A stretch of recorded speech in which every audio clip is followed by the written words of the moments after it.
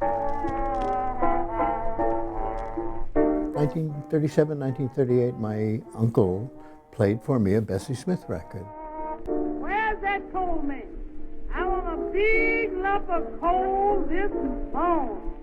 2010 marked the 10th anniversary of the Samuel and Ann Charters Archives of Blues and African American Musical Culture here at the University of Connecticut. The archives comprise the collection of producer and scholar Samuel Charters, one of the pioneering collectors of blues, jazz, and folk music.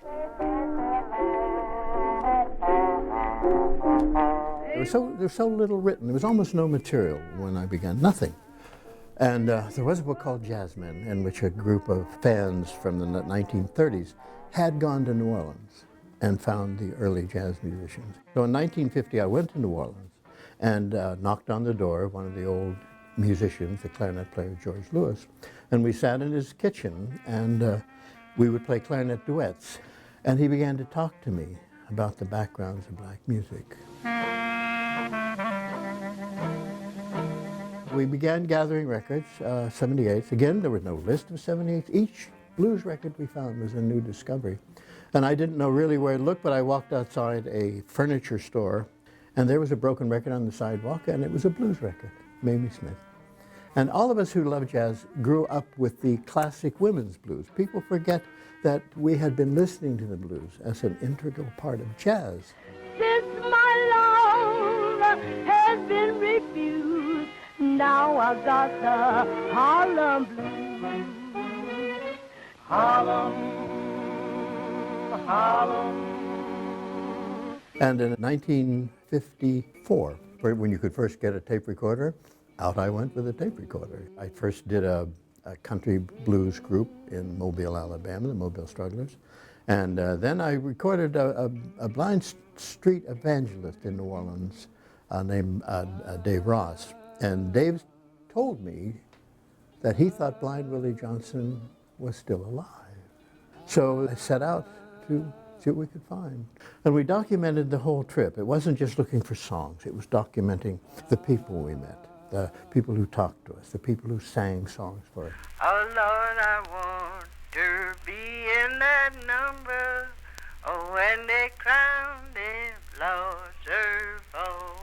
Won't grind you, then ride down. Country blues simply, for me, was my response to the work that had been done, pioneering work had been done in jazz. I'd gone to Memphis, 1956, and there had been the Memphis jug bands and all these people nobody knew anything about. And suddenly I met one person, met another person, and I walked into a little shabby rooming house, and there was Gus Cannon of Cannon's Jug Stompers.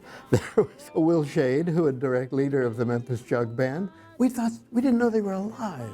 We had no idea. So what I did with the country blues was simply say, look at this.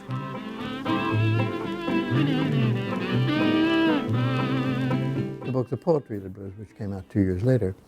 With that in the book, I said very specifically, if I can get someone in a voice to go and meet that person, to cross that racial barrier. Henry Townsend in St. Louis talked to me a lot about this. And he said that you simply take sympathy with that person. Take sympathy with another person. It may not be your story, but it's somebody's story. Women in Cairo, they will treat you kind and sweet. My wife Annie, she understood images. Her portraits of the blues artists. I don't know if you've seen the book Blues Faces, but there are these portraits. Annie and I have a passionate love which we share for classical music, and we're very conscious of how classical artists are presented with dignity, with respect, and that's what she tried to do with her portraits of the blues artists.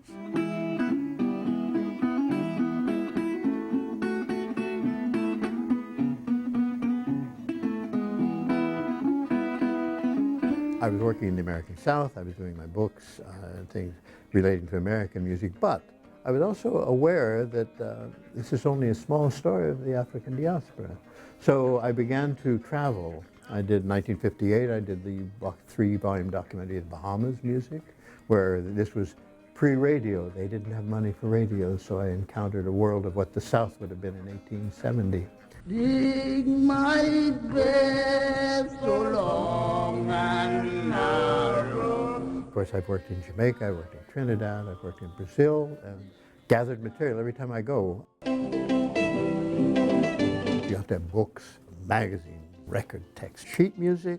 If you want to come into this world of African American music, you're going to have to know that it has a huge wide range. There's a big ragtime section. Fantasy Records sent us 4,000 CDs. Gospel with 78s, with LPs.